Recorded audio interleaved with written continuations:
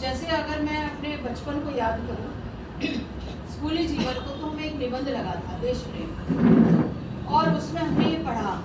उस निबंध से एक समझ भी बनी कि देश प्रेम किसे कहते हैं। उसी को आजकल हम राष्ट्रवाद बोलने लगे, मतलब एक चीज को खांचे में फिट कर देती, प्रेम को बाद में लेकर के आ रहे हैं। तो वो शायद मुझे लगता है महावीर प्रसाद द्विवेदी का निबंध है या आचार्य रामचंद्र का स्कूल में लगा। उनके कुछ वाक्य बड़े अच्छे थे। उन्होंने कहा देश प्रेम का मतलब है आप अपने देश से प्रेम करें। अब देश प्रेम क्या है? आपके देश में नदियाँ, नाले, पर्वत, पहाड़, यहाँ के रहने वाले लोग सभी आते हैं। अगर आप इनसे प्रेम करते हैं तो वो देश प्रेम, मतलब मैं इसको ऐसे मैंने समझा कि देश प्रेम का मतलब ये है कि जब हम अपने देश से, तो उसमें हमारी भाषा, हमारी संस्कृति, हमारी जो भी विरासत है उसको हम उसमें शामिल करते हैं। और ये कभी होता था, लेकिन उसमें भी प्रॉब्लम थी। ऐसा नहीं कि ये बहुत ही अच्छा था। जैसे मैं याद करूं, अगर मैं फिल्मों की तरफ थोड़ी सी जाऊं, तो आपने मनोज कुमार की फिल्में देखी होगी। और जैसे एक फिल्म है जिसमें वो पूर्व पश्चिम फिल्म देखी होगी। वहाँ पे वो एक राष्ट्रवाद की थोड़ी सी परिभाषा करते हैं, जहाँ पे वो पश्चिम को बुरा बताते हैं और पूरब को बहुत अच्छा बताते हैं। और वो बताते हैं कि जो आज तक चल रहा है कि मेरे भारत ने शून्य दिया, हम विश्व गुरु थे, हमने दुनिया को ज्ञान सिखाया, ये चीज़ें जो है ना, धीरे धीरे बढ़ते बढ़ते यहाँ तक पहुँची हैं। तो जब ये गाना आया तो इसमें हमें और इसके बाद फिर एक और वो था जो जहाँ डाल डाल पे सोने की चिड़िया करती है बसेरा, ये बड़ी चीज़ें हमें प्रसन्न करती थी बचपन में कि कितने अच्छे गाने। और इससे हम लोग अपने देश को समझते थे कि यहाँ पर कहीं पर मंदिर की घंटियाँ बज रही हैं, कहीं पे मस्जिद की अजान हो रही है, कहीं पे कुछ हो रहा है, कहीं पे कुछ हो रहा है। तो ये एक ढांचा था जो खींचने की कोशिश की जाती थी। उसी में हम लोगों की अपब्रिंगिंग हुई है, मतलब उसी में हम पले बड़े हैं। लेकिन जैसे जैसे बड़े हुए तो हमें समझ में आया कि एक ऐसा वर्ग है जिसके पास कुछ भी नहीं है। जब हम स्कूल से पढ़ के निकले और जब जिंदगी की जद्दोजहद शुरू हुई, जब मैं छात्र आंदोलन में जुड़ी, तो ये पाया कि यूनिवर्सिटी में पहला जो मेरा पढ़कर अनुभव हुए, और जब हमें लगा कि हम अलग हैं, तो हमने ये देखा कि यूनिवर्सिटी में जो एडमिशन की लड़ाई है वो दलित छात्रों को बहुत ज़्यादा लड़ी, मतलब उनकी एडमिशन की इतना खराब प्रोसेस है। अगर वो अच्छे नंबर भी लाते थे, तो मैं डीयू की बात कर रही हूँ, बाकी यूनिवर्सिटी का मुझे नहीं पता, क्योंकि मैं डीयू में छात्र राजनीति में थी। तो हमने देखा कि वहाँ पे बड़ी मुश्किल है, और तमाम तरह के ऑर्गेनाइजेशन थे, AIDSO था, SFI थी, AISF था और ABP थी, कुछ सारे संगठन थे, NSCI थी, और हम लोगों का ग्रुप था, दलित स्टूडेंट्स का ग्रुप था। तो मैंने देखा कि दलित स्टूडेंट के ग्रुप में सिर्फ हम काम करते हैं, और किसी भी संगठन को ये चिंता नहीं होती थी कि दलित स्टूडेंट कैसे एडमिशन लेंगे, या उनकी प्रॉब्लम क्या है, उनको कॉलेज में क्या झेलना पड़ रहा है। ये तो ये थिंकिंग बनी कि हमारे साथ जो होता है वो अन्याय, और दलितों के साथ अन्याय और अत्याचार होता है, उसके खिलाफ हमें लड़ना है। ये एक सेल्फ का मतलब एक, जिसे हम कहते हैं ना कि मुझे लगता है कि जो हम जिसको अस्मिता बोलते हैं, मैं उसको बोलती हूँ कि वो पहचान, मतलब कि खुद को पहचानना कि हम कहाँ हैं, कौन है और कहाँ खड़े हैं। इसके बाद जब हम लोग और जगह जुड़े, तो ये चीज़ें जो थी वो पुख्ता हो गई, पहचान की होने लगी। और अगर मैं साहित्य की तरफ आऊँ, फिल्मों का थोड़ा सा, अगर बहुत सारी फिल्में इस तरह की आई जिसमें उन्होंने जो बात राष्ट्र देश प्रेम को अपनी मिट्टी से, देश की मिट्टी को नमन करो, देश की मिट्टी हमारी सब कुछ है, अगर आप देखेंगे तो इस तरह की धारणा है। लेकिन जब हम उसकी तरफ आते हैं तो हम ये देखते हैं, और देश की मिट्टी यानी देश की मिट्टी और देश की बेटी, दो चीज़ों के ऊपर बात चलेगी। एक की बेटी, सबकी बेटी, और देश की मिट्टी मतलब सबके लिए बराबर है, इसका हमें नमन करना चाहिए। ऐसी हमारी राष्ट्रवाद को लेकर के धारणा बनाई गई कि इस देश में। लेकिन धीरे धीरे धारणा जो थी वो मिल हुई है, और हम जो है वो एक बहुत संकीर्ण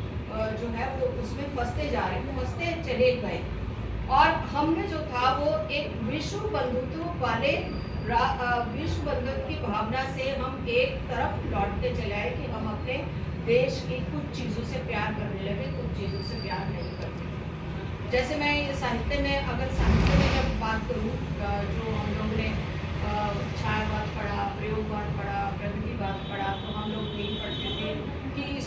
गरीबों की बात नहीं। मतलब एक तरह का जो है छायावाद आया तो अध्यात्मवाद आया, और रीतिकाल आया तो उसमें महिलाओं की सुंदरता की बात आई, उससे पहले आदिकाल आया तो उसमें राजाओं का वर्णन आया। लेकिन जब प्रगतिशील साहित्य आया तो उसमें मजदूरों किसानों की बात आई, लेकिन दलितों की बात नहीं आई। उसमें दलितों की बात नहीं उठी। और महिलाओं की तो यार अलग बात है कि महिलाओं की निराला की एक कविता आई कि वो तोड़ती पत्थर, वो वाली कविता जो उसमें था। तो जब साहित्य में हमने देखा, और ज़्यादातर साहित्य जो आज़ादी के समय लिखा जा रहा था उसमें राष्ट्र प्रेम को महत्व दिया गया, कि चाहे वो एक पुष्प की अभिलाषा है या उस तरह की कि भाई मैं एक दिए की तरह जलना चाहता हूँ, मैं फूल बनना चाहता हूँ, मैं ऐसे, मतलब कि इस तरह से जो एक व्यक्तिगत आकांक्षा को लेकर के कि मैं देश के लिए क्या करना चाहता हूँ, हम की जगह देश के लिए मैं क्या करना चाहता हूँ, ये वाली भावना एक तरह से विकसित होती है। फिर जब हम आगे चलते हैं और हम ये देखते हैं कि ये जब चल रहा था तो एक मूवमेंट भी चल रहा था। प्रेमचंद भी लिख रहे थे, अम्बेडकर भी उस समय थे। जब हम प्रेमचंद को पढ़ते हैं तो हमें ग्रामीण जीवन दिखाई देता है, और वहाँ पर वो ये स्थापित करते हैं कि देश की जो जनता है वो गाँव में रहती है, उसके साथ मुश्किल है, गरीबी है, लाचारी है, लेकिन उसमें से दलित प्रश्न गायब थे। अम्बेडकर जब आते हैं तो वो पूरे दलित अपने प्रश्नों के साथ आते हैं कि जब ये देश आज़ाद होगा तो इसमें दलितों की स्थिति क्या है, इसमें जो है वो जो जातीय रूप से जिनका उत्पीड़न हो रहा है उनके लिए कौन सा देश होगा। हम जिस राष्ट्रवाद और देश प्रेम की बात करते हैं, तो अभी जैसे कि संजीव चंद्र मुसाफिर जी ने ही बात की, तो हम ये कहते हैं कि हम पहले भी भारतीय थे और अंत में भी भारतीय थे। हमारी स्थापना है, मतलब साहित्य और आंदोलन की स्थापना है कि हम पहले भी भारतीय हैं और आखिर में भी भारतीय हैं। तो भारतीय होने का मतलब ये है कि, और जब हम अम्बेडकर की बात करते हैं तो संविधान की बात जरूर आती है, और जब हम संविधान की बात करते हैं तो हम एक लोकतांत्रिक राष्ट्रवाद की, देखिए सांस्कृतिक राष्ट्रवाद है एक, और एक है लोकतांत्रिक राष्ट्रवाद। सांस्कृतिक राष्ट्रवाद में जो है आप अपने अतीत का गुणगान करते हैं, हम ऐसे थे, हम वैसे थे, हम वहाँ जाना चाहेंगे, हमें वो हमारा देश सोने की चिड़िया था, मतलब उस तरह का पूरा एक है। लेकिन जब आप लोकतांत्रिक राष्ट्रवाद की बात करते हैं, जिसकी बाबा साहब बात करते थे, जिसकी हम बात करते हैं कि एक ऐसा राष्ट्रवाद जिसमें सभी लोगों को गरिमा के साथ, सम्मान के साथ जीने का मौका मिले, जिनको समान अवसर मिले। और इसी में जब हम ये कहते हैं कि अस्मिताओं का उद्धार, तो मुझे लगता है कि जैसे थोड़ा बहुत जब संविधान ने कुछ अधिकार दिए, अभी तक एक तरफ का नैरेटिव था, एक तरफ के वर्ग का नैरेटिव था कि वो कैसा भारत चाहते हैं, वो कैसी दुनिया चाहते हैं। लेकिन जब दूसरे लोग, दलित लोग पढ़ लिख करके आए, ओबीसी पढ़ लिख करके आए, महिलाएं पढ़ लिख के आए, तो उन्होंने प्रश्न उठाने शुरू किए कि आपके भारत में हमारी क्या जगह होगी, हमारे क्या अधिकार होंगे, हमारे क्या राइट होंगे, क्या हमें जो है वो मनुस्मृति से छुट्टी मिलेगी कि नहीं मिलेगी, क्या हमारे उनके संविधान से, हमें उनके विधान से छुट्टी मिलेगी कि नहीं मिलेगी, क्या हमें इस जकड़बंदी से छुट्टी मिलेगी। जब ये सवाल उठने लगे, अपनी गरिमा के सवाल उठने लगे और इंसान होने के सवाल उठने लगे, तो एकदम से खलबली मची कि ये तो एक तरह से देश विभाजन की तरह, कि मतलब ये लोग ऐसे हैं जो राष्ट्रवाद की भावना को तोड़ना चाहते हैं। मतलब कि राष्ट्रवाद को एक तरीके से वो ये समझते हैं कि जो उन्होंने थोपा, जिस तरीके से थोपा, राष्ट्रवाद को थोप करके जो सिद्धांत वो देना चाहते थे, अगर उनकी तरह चले तो शायद राष्ट्र नहीं मिलेगा। जैसे महिला आंदोलन में जब दलित महिलाएं अपने सवाल उठाती हैं तो सवर्ण महिलाएं कहती है कि तुम चुप रहो, तुम आंदोलन को क्यों बांट रहे हो, बजाय इसके कहने की हम आपकी आवाज़ को शामिल करेंगे, हम आपके मुद्दों को शामिल करेंगे, आप बताइए हमें क्या प्रॉब्लम है। वो इसके एवज में वो ये कहती है कि आप हमारे महिलाओं की जो एकता है उसको तोड़ रहे हो। ऐसे ही जब दलित अपनी आवाज़ उठाते हैं, जब अपने सवाल रखते हैं, जब ये कहते हैं कि हमारा जो भारत की जो जमीन है उसमें हमारा कितना हिस्सा है, भारत के जो शिक्षा संस्थान है उसमें हमारा क्या हिस्सा है, उसमें हमारे वीसी कब बनेंगे, जब वो ये कहते हैं कि ये जो फैक्ट्रियाँ हैं इसमें जो मजदूरों का शोषण है वो कब बंद होगा, उसमें हमें कब भागीदारी मिलेगी, तो ये सवाल ये सवाल जब असहज करते हैं, लोगों को परेशान करते हैं, तो वो ये कहते हैं कि ये देशद्रोही है, ये देश प्रेम को तो मानते ही है। इनके निगाह में राष्ट्रवाद कुछ है नहीं, इनकी निगाह में स्वार्थ है। मतलब कि जब तक आप अपनी बातें कर रहे थे, अपना नैरेटिव बता रहे थे कि हमें ऐसा देश चाहिए, हम ऐसे देश की मान्यता करते हैं, हमारे ये वैल्यूज है, हमारी ये संस्कृति है, हमारी ये भाषा है, तब तक ठीक था। लेकिन जैसे ही इसमें शामिल तमाम तरह के लोगों ने आवाज़ उठानी शुरू की, बोलना शुरू किया, तो लोगों ने कहना शुरू किया कि ये दो देश को तोड़ने का काम कर रहे हैं, या ये जो है ये विद्रोही लोग हैं, या उस तरह से लोग हैं। तो जो सवाल जिनको शामिल किया जाना चाहिए था, मतलब अगर आप ये कहते हैं कि हम एक राष्ट्रवाद के एक ऐसे राष्ट्र की कल्पना करते हैं जिसमें सबको बराबर चीज़ें मिले, समानता, समरसता नहीं, समानता। अब तो आजकल आधुनिक में समरसता शब्द यूज करने लगे। अगर समानता की बात करते हैं तो फिर आपको ऐसा क्यों लगता है कि बाकी वर्गों को पूरी प्रतिनिधित्व मिलना चाहिए? संसाधनों में बाकी लोगों को क्यों नहीं बंटवारा, मतलब क्यों नहीं ये करते आप कि भाई हाँ ठीक है, अगर हम एक खूबसूरत देश की कल्पना करते हैं जिसमें कि सबको बराबर का मौका मिले, तो हमें इस बात पे खुश होना चाहिए या इस बात पे हमें दुखी होना चाहिए कि ये कैसे लोग हैं जो कि देश को बांटना चाह रहे हैं, देश का बंटवारा करना चाह रहे हैं। तो ये सवाल जब दलितों ने अपनी आवाज़ उठानी शुरू की, जब महिलाओं ने अपनी आवाज़ उठानी शुरू की, प्रॉब्लम शुरू हो गई, तो फिर क्या हुआ, उनमें एक तरह की चीज़ों को ला देने का प्रयास होने लगा। और अभी जो है वो जिस तरीके से लोगों ने बोलना शुरू किया है, जिस तरीके से लोगों ने आवाज़ उठानी शुरू की है, चाहे वो, मैं ये नहीं कहती कि दलित, गैर दलित में भी जो लोग इस तरह की वॉइस बन जाते हैं, उनके ऊपर भी कोई कम जुल्म नहीं होते, उनको भी एक तरह से आइडेंटिफाई कर लिया जाता है, उनको भी देश तोड़ने वाली शक्तियाँ बोला जाता है। जैसे अभी मजदूर आंदोलन जब हुआ, तो कुछ लोगों ने जब मजदूरों का साथ दिया, तो जो मजदूरों का साथ देते थे सबको उन्होंने पकड़ लिया। तो इस तरह की जो शक्तियाँ जो राष्ट्रवाद की असली चीज़ को बनाने में लगे, जो एक बड़ा सपना देखते हैं राष्ट्रवाद के लिए, उनको किस तरीके से वो जो है वो अपना जो प्रशासन का डंडा है, वो जो सत्ता का डंडा है, या जो सरकार का डंडा है, उसको कैसे संकीर्णता में घेरते हैं। मैं बात कर रही थी कि जब अभी इस तरीके से जब पॉलिटिकल पार्टी की बात होती है, जैसे पॉलिटिकल पार्टी में बहुत लोग चिपके हैं, मतलब अभी जब दलितों का, ओबीसी का, महिलाओं का जब बाहर निकल के आया, तो बहुत ज़्यादा परेशानी लोगों को हो रही है, और उनके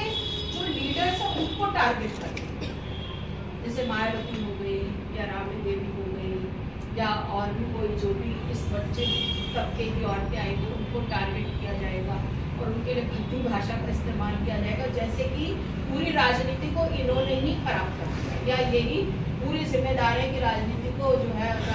मतलब सारी राजनीति बहुत अच्छी थी, बहुत प्यारी थी, सब कुछ अच्छा था, लेकिन ये 2-3 लोग आ गए तो इन्होंने राजनीति को खराब कर दिया। इस तरीके से नैरेटिव गढ़ते हैं, और उस तरीके से बार बार जो है वो क्योंकि अब वो लोग इतने जागरूक हुए, उन्होंने कहा कि हमें जब हम चुनाव होते हैं तो हम भी अपनी जगह से चुनाव लड़ें। और हुआ क्या कि आपने एक बड़े लोगों को बड़े तरीके से लोगों को शिक्षित करने का बीड़ा नहीं उठाया, लोगों को जो था वो एक धारा में लाने की कोशिश नहीं की आपने कभी ये सोचा ही नहीं कि इस देश में जाति का इतना कलंक है, हम इसको कैसे मिटाएं। कोई एक योजना हो, कोई बातचीत के तरीके हो बैठ करके निकालने के, उल्टा ये हुआ कि हमारी विचारधाराओं ने भी इस तरह के अलगाव पैदा किए। उन्होंने कहा कि हम वर्ग की राजनीति करते हैं, हम जो है वो मुझे उस तरीके से याद है कि जब हम दूसरी विचारधारा में, खासकर जब मार्क्सवादी विचारधारा में जाते हैं, तो खुद को ये समझने में इतना कम समय लगा। अभी वो लोग समझ पा रहे हैं, कोशिश कर रहे हैं, उनको ये इतना कम समय लगा कि भारत में जाति कड़वी सच्चाई है, सारी चीज़ें जाति से ही तय होती हैं। सिर्फ दलितों के लिए नहीं है कि वो तय कर रहे हैं, ये अपर कास्ट के लिए बात है कि सारी चीज़ें वहीं से तय होती हैं। जब आप वहीं से तय करते हो, जब आपको वहीं से करना है, आपको वर्ग को नहीं छोड़ के कहीं जाना, तो आप जाति की तरफ आएंगे, और जाति की तरफ ले आएंगे तो जो पीड़ित वर्ग है, जो उत्पीड़ित वर्ग है, वो अपनी अगर आवाज़ नहीं उठाएगा तो क्या करेगा, उसको तो अपनी आवाज़ उठानी है। और जब आवाज़ उठाता है तो ये कहा जाता है कि ये हमारे उस फ्रेम में फिट नहीं बैठते। पहले सब राजनीति में बहुत अच्छा था, पहले महिला आंदोलन में सब कुछ बहुत अच्छा था, पहले देश राष्ट्रवाद में सब कुछ बहुत अच्छा था, लेकिन जैसे ही इन लोगों ने बोलना शुरू किया सारा खराब हो गया। सारा जो था महिला आंदोलन बिखर गया, राजनीति खराब हो गई, पतनशील हो गई राजनीति। मतलब ये एक ऐसे वाक्य है जो हम जब लोगों में जाते हैं तो हमें सुनने पड़ते हैं कि राजनीति में जो है इस तरह की बातें होती हैं कि भाई ये जो है अभी जैसे कि बात हो रही थी कि जो अवसरवादिता है, ऐसा नहीं कि वो किसी एक वर्ग की बहूती है। अवसरवादिता सबके बीच कोई एक वर्ग उसको लेके पैदा हो ऐसा नहीं, ये एक मनोवृत्ति है। और अगर हम जो है ना, क्योंकि एक दलित वर्ग है, एक महिलाओं का वर्ग है जो लगातार उत्पीड़ित रहा और वो अपने तरीके खोजता है यूनाइट होने के, अपने सिस्टम बनाता है यूनाइट होने के, चाहे वो मैगजीन निकाले, चाहे वो फिल्म बनाए, चाहे वो अपनी आवाज़ रेस करने के लिए कोई पत्रिका का विशेषांक निकाले या अखबार निकाले या कोई सभा करे या कुछ भी करे। जब वो अपने तरीके ईजाद करता है तब लोगों को ये दिक्कत हो जाती है कि ये आवाज़ मुझसे अलग क्यों चलेगी। तो हम कभी ये मानना नहीं चाहते कि इन आवाज़ को अलग करने में हम ही जिम्मेदार हैं। अगर हम शुरू से हमारी योजना में एक बड़ा नक्शा होता राष्ट्रवाद का, तो ये लोग अलग क्यों जाते हैं। और ये सिर्फ ऐसे में व्यक्तिगत नहीं कह रही, ये सत्ता की बात है कि जब आप पोलियो का अभियान चला सकते हैं तो जाति उन्मूलन का प्रोग्राम क्यों नहीं चल सकता। क्यों इस देश में जाति जो है वो जाति उत्पीड़न बढ़ता जा रहा है, क्यों दलित महिलाओं पे इतनी ज़्यादा हिंसाएं बढ़ती जा रही है। क्या वो इस देश का हिस्सा नहीं है? क्या इस देश में उनको एक गरिमापूर्ण जीवन जीने का राइट नहीं है? या वो जो है वो इस देश से अदृश्य है। तो ये सारी चीज़ें जब आती हैं तब हम राष्ट्रवाद पे बहुत ज़्यादा चिंतित हो जाते हैं। एक सत्ता का राष्ट्रवाद है जो हम पे एक झंडा लादना चाहता है, एक रंग लादना चाहता है। एक दूसरा हमसे वर्चस्ववाद है जो हमसे ये कहता है कि तुम हमारे बने बनाए सपने को बखेर रहे हो। हमारे सपने में जो था ऐसा था, हमारा सांस्कृतिक हम सांस्कृतिक क्रांति की ओर थे, हम जो है क्रांति की ओर थे, लेकिन आप लोगों के रिजर्वेशन के कारण, आप लोगों के धर्म परिवर्तन के कारण हमारी क्रांति नहीं हुई, क्योंकि आप लोग हमारे सपने से बाहर चले गए। आपने धर्म परिवर्तन कर दिया, आपने रिजर्वेशन के कारण आप इतने ढीले पड़ गए, आप सुविधा लेने में लग गए कि आप हमारे सपने के बीच से निकल गए। तो हमारा सवाल ये है कि अगर एक संविधान जिसने थोड़ी बराबरी की कोशिश की कि किस तरीके से जो सो कॉल्ड जिनसे मुख्य धारा बोलते हैं, जिसमें कुछ ही लोगों का कब्जा है, कैसे और दूसरे लोगों को उसमें शामिल किया जाए, कैसे दूसरे लोगों को राइट दिए जाए, कैसे दूसरे लोगों को बोलने का अधिकार, शिक्षा का अधिकार, नौकरी का अधिकार, कहीं भी बसने का अधिकार, धर्म परिवर्तन का अधिकार, शादी का अधिकार, संपत्ति का अधिकार, जिसने इतने अधिकार दिए, अगर वो कुछ पीछे रह गए लोगों को सशक्त करना चाहता है, उनको आगे लाना चाहता है, तो ये नैरेटिव किस तरह का है कि रिजर्वेशन के कारण क्रांति नहीं आएगी। ये मैं आपको बताऊं, ये सुभाष गताड़े जी ने बोला। हम लोग शिमला में थे तो उन्होंने बोला, कंवर भारती जी भी थे, मैं भी थी और भी कई सारे लोग थे शिमला में, उन्होंने कहा आरक्षण के कारण क्रांति नहीं आई। तो हमने कहा दलितों ने बहुत ज़्यादा ठेका ले लिया था क्रांति का, और उनसे बोला कि ये क्या तरीका है बुद्धिज़्म के लिए, कि अगर बुद्धिज़्म एक तरह से वो ये मानते हैं कि एक रास्ता है जो वो पलायन करने का। ये जब हम लोगों में बैठते हैं तो इस तरह की थिंकिंग को हम देखते हैं। हर साल एक डोलिया लाते हैं। भारती में क्या वहाँ भी इस तरह की बातें जरूर करेंगे कि हम किस तरीके से राष्ट्रवाद को, या हम ये कहेंगे कि एक ऐसे देश की कल्पना करें जिसमें सारी अस्मिताएं मिले। अस्मिता मिलने का मतलब ये है कि कोई एक दलित अस्मिता नहीं है।